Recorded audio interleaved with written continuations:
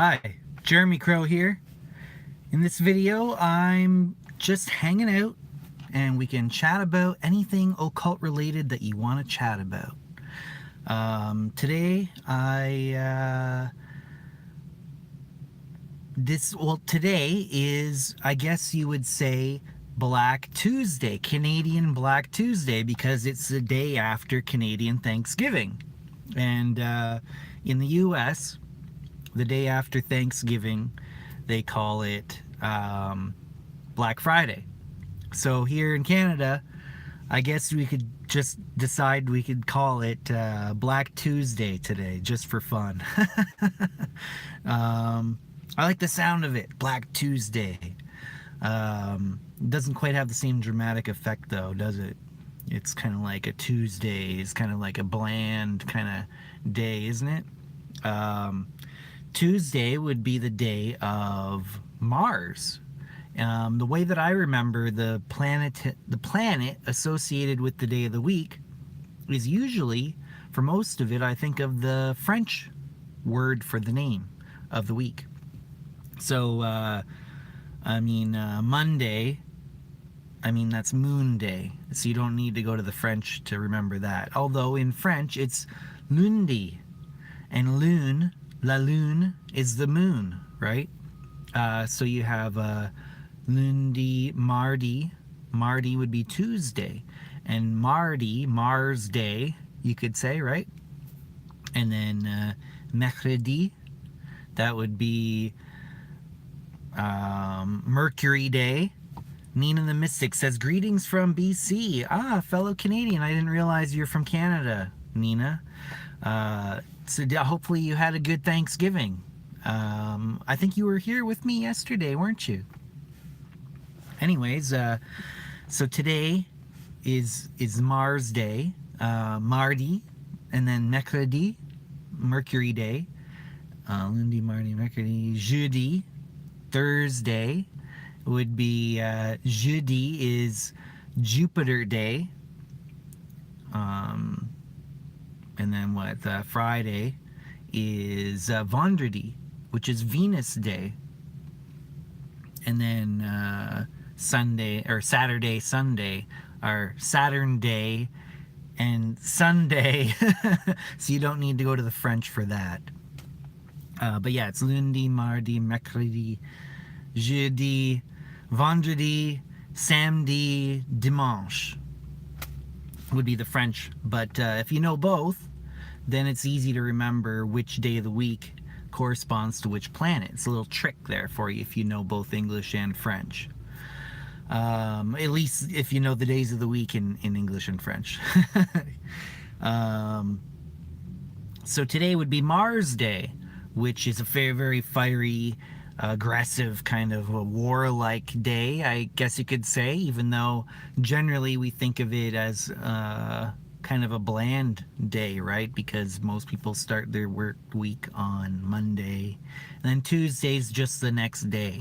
Basically most of the stuff that you needed to catch up on from being off on the weekend is done. The big rush of stuff on Monday. Tuesday, you're just kind of back into the routine of things. So, but for here in Canada, most people had yesterday off. So today is like their Monday, in a sense, their first day back of the week.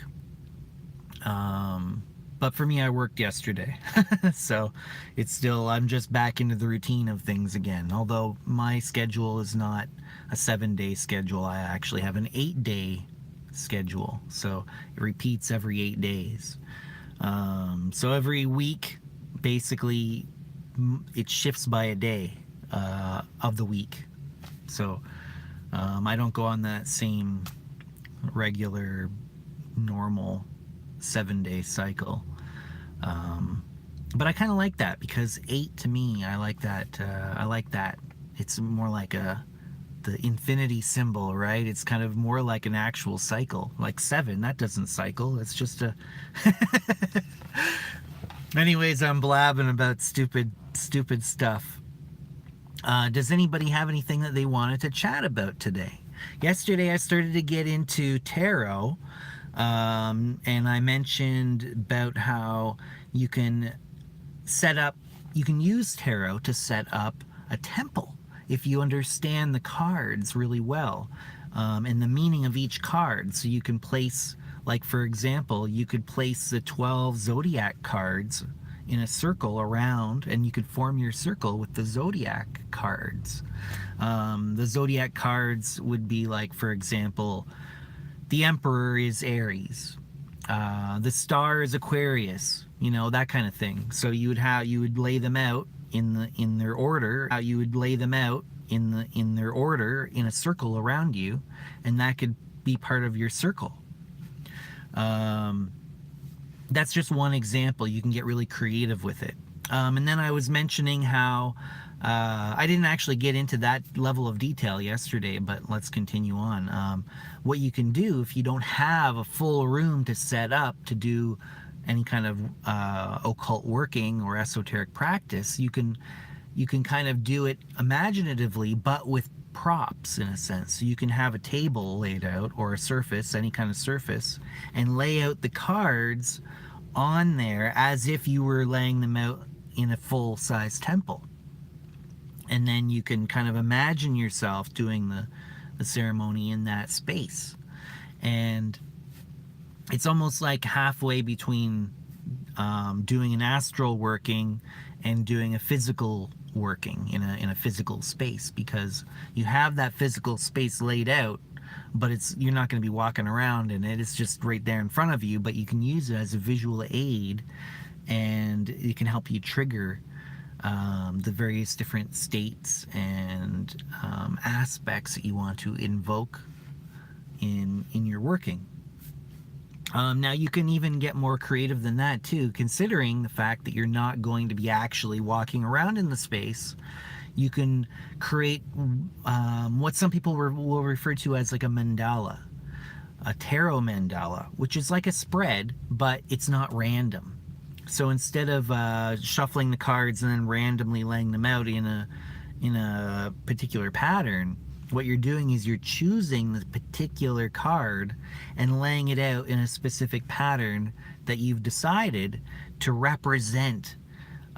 Usually it would be used to represent the desire that you've got, the thing you're trying to achieve, your goal. Dragon Star, hello. Welcome to the chat. Yeah, I saw you left some comments on my recent videos, and I haven't had a chance to reply to them yet, but thank you for that, Dragon Star. So yeah, tarot, you can do some really cool things with it. You can set up mandalas that represent your focus or your intention in a working. You can use them to meditate. Like, for example, I know I spent about a couple of years going to a Tibetan Buddhist temple and learning their style of meditation and various different practices that they would do. And I was learning that. And one of the practices is that you would have this, an image of a Buddha. And you would place it kind of at eye level, and you would just sit there and you would use it as your focus. The idea was not to contemplate it. The idea was just to have it there as your visual focus, and you could look at it and be aware of its existence. You'd be aware that that image of the Buddha was there, but not think about it. You're not trying to contemplate it. You're just being aware of its presence, and just sit there with the presence of it. That's it. And it's a lot easier. It's a lot harder than it sounds. Because of course all these different thoughts are going to intrude. You're going to try and think about the meaning of various different aspects. You're going to pick out, oh, what is that? Why, how many petals are on the lotus that is sitting on? And things like that. But that's a distraction. You're not supposed to analyze it. You're not supposed to contemplate it. You just be aware of it in that particular form of mental discipline. or AKA meditation. I like to say mental discipline because there's too much baggage to the word meditation. A lot of people have a different opinion of what meditation means, and one person could say meditation, the other person like, oh yeah, meditation, and they could be both thinking about entirely different things.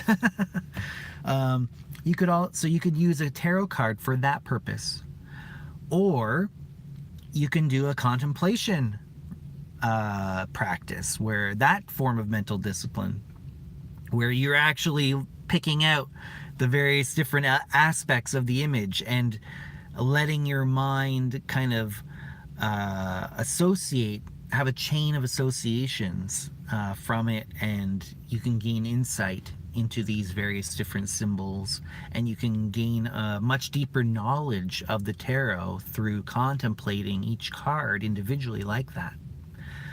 So that's another thing you can do with tarot. There's a lot. It's so cool. I love tarot, and I've created my own tarot. I haven't actually made a commercial version of it or anything like that, but I have my own particular sequence. I don't have the same sequence that everybody else has in their standard decks. Like, in particular, the major arcana.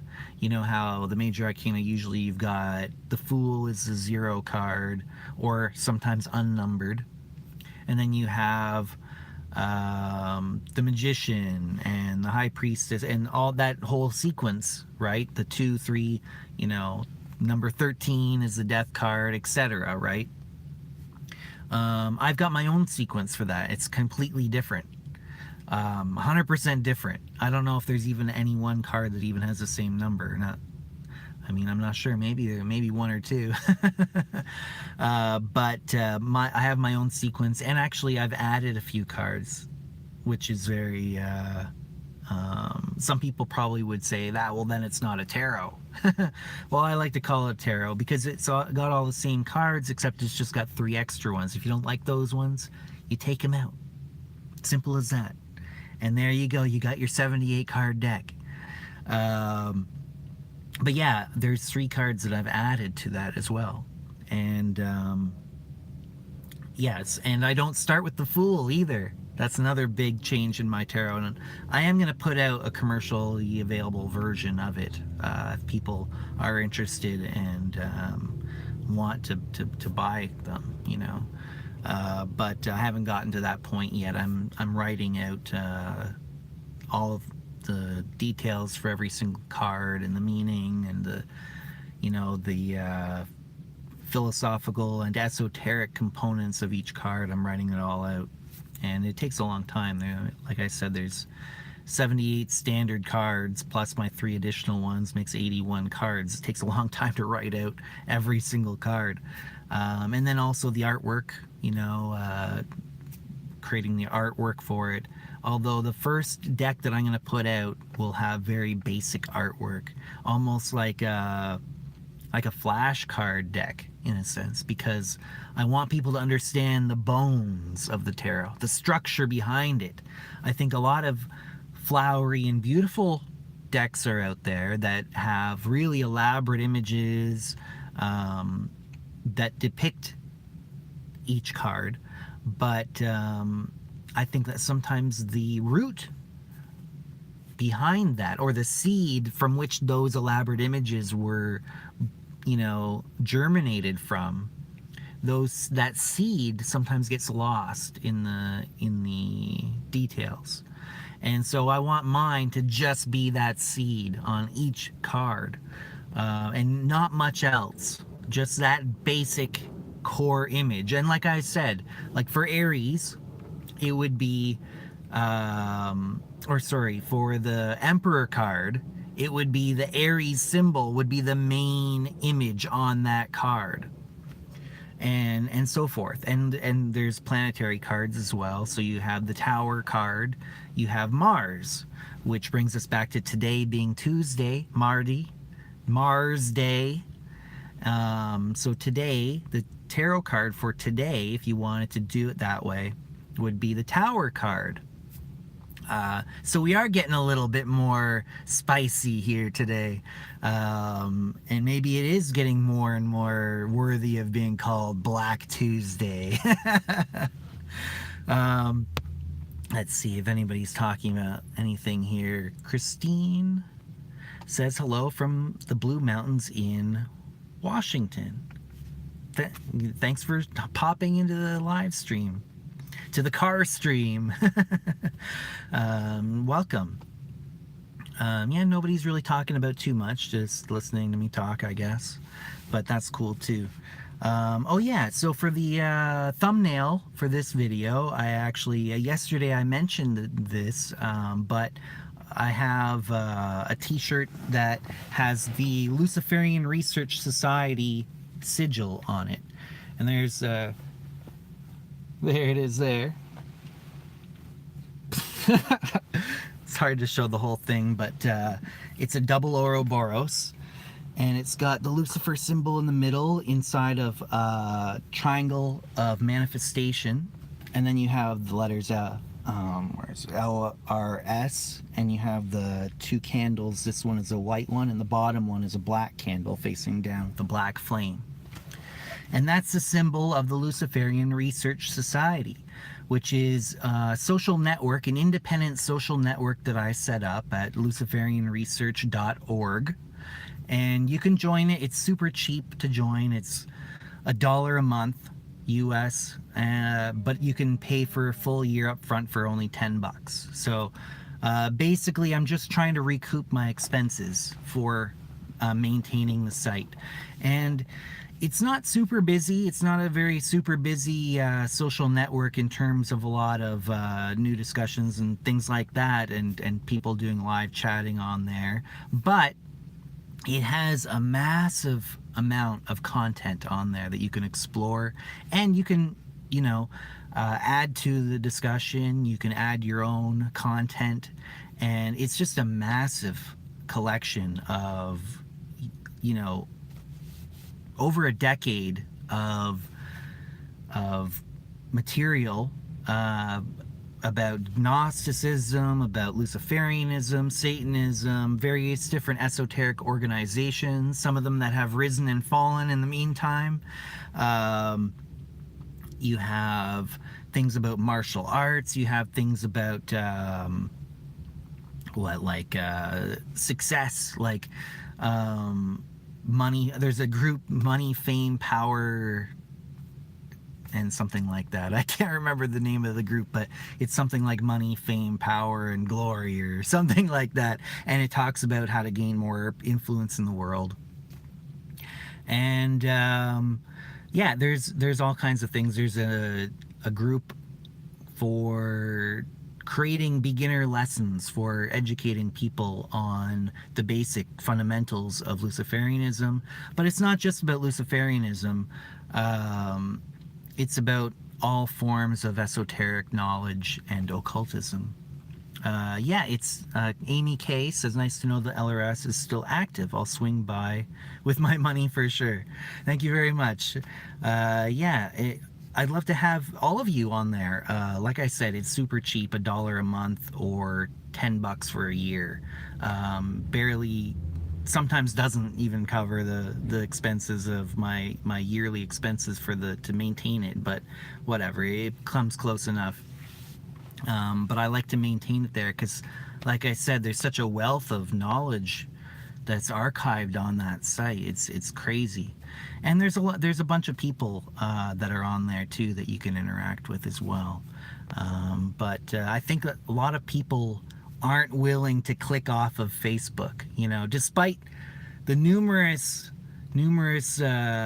scandals and whatever. It's just too convenient for people to stay on Facebook, you know. So people aren't willing to go off of there and interact on an independent social network. But maybe that'll change. I'll keep it up and it'll be waiting there. There are people using it in the meantime. Let's see. What educational backgrounds comprise the participants on Luciferian research? all levels, from zero to university, you know, level, master's level. I'm not sure if there's any people with doctorates on there or not. I'm not sure. But it's the full gamut, the full range. People with absolutely zero education, formal education, and people with, many, many years of formal education. It's open to everybody. Anybody who wants to participate in there, and as long as they behave well enough, it takes a lot to get kicked off of there. What critical methods, and Amalia says, what critical methods do they utilize in their informational offering / methodological epistemology? It's okay, so it's not a research and development organization in the sense that I think you're thinking of it. It's a place for people to share knowledge with one another, get together and collaborate on projects, real world projects, promote the projects that they are doing to the other people who would be most likely to be interested in what they're doing. But basically, it's supposed to be more like an artist guild, in a sense, where people who are doing things in the world, like writing books, producing visual art, people who are making videos, making short films, people who are doing dance performances, theater, people who do construction, people who do woodworking, people who create craft things, metal working, all the various different things you could ever imagine doing in the real world. Real world projects is what I'm talking about. That's what this is for. And people of an esoteric bent who are doing real things in the world to get together and talk about those things that they're doing, and to form collaborations with people that they can work with. So Blood Raven says, real world? What? Impossible. What are you I'm not sure what you mean. I'm doing something in the real world right now. I'm making a video and interacting with people, real people in the world right now. So I'm not sure how you could say that's impossible, because I'm doing it right now. Artisan guild, that helps. Thank you for the clarification. Yeah, exactly. It's like an artist guild in a sense, or a writer's guild, or something along those lines. Oh, okay, Blood. It was joking. Okay, it's hard to tell with, in just plain text, the meaning behind it. But but yeah, that's the thing, right? I wanted to get people actually doing real things and not just sitting around talking about stuff. So that was the focus when I created the Luciferian Research Society many years ago. That was the intention, is to get people together and collaborating. Because when I found that when you get people in the same room together physically in the real world, like real world meetings, conferences, etc., that people find each other, and they find other people who are interested in doing projects with one another, and some really amazing things come out of that. Like, I've organized a bunch of international conferences, art shows, etc., public lectures, with not just myself as a lecturer, but like with people who have prepared. They spend at least a month or whatever preparing a talk, and then they'll present the talk. Things like that. I've done a lot of these real world where people are getting together in the same room together. And a lot of people find each other and collaborate on projects. And it's just kind of like the creativity that comes out of that is amazing. And I wanted to kind of replicate that online as well. And that's the whole purpose of the Luciferian Research Society. And it's just people who are out there doing stuff, and to find other people who are interested in what they're doing, and possibly to find collaborators. So I don't want to beat a dead horse, but that's basically what the LRS is about, and I'd love to see any of you join and be part of that. And this shirt, I think, is really cool, even if you're not a member of the LRS. And the link to buy that shirt, if you want to get a shirt just like this, you can buy. I put the link in the description. So if you're interested, I think it's a pretty cool shirt. And that'll help support the channel. And it helps support any of the other projects that I'm doing as well, like the LRS. So I'm going to basically wrap it up here. I don't have much time left on this live stream. I usually do roughly about 20 to 30 minutes or so chatting with you guys here. We talked about tarot and some various interesting things you can do with that besides divination. Discussed the LRS, and I like, you know, how people get together and collaborate on things and cross-pollinate, you know, because we all have our own individual specialties, our own particular things that we are focused on and are knowledgeable about or skillful in. And if we can find people that have complementary knowledge and skills, we can get together and some really amazing things can come out of those collaborations. Animalia says, future question, how is the concept of self perceived and believed to exist as an objective reality in esotericism, Gnosticism, left-hand path, Satanism, Luciferianism? Cool. There's a lot of variance between the different ways people perceive the self. But as you said, that's something that we can tackle in another video. I'd like to thank everybody for showing up today, for participating in the live chat here. And I hope to see you all on future live chats here. So subscribe to my channel and you'll get notified whenever I've got a live stream coming up, or if any new videos that are pre-recorded are uploaded. I haven't been doing that as much lately because I've just been so incredibly busy with the new house. But I definitely am going to be doing more pre-recorded videos that I'll upload for you guys that are planned out and on a specific topic, and then I'll upload that for you guys as well. And yeah, until next time, everyone, stay lucid.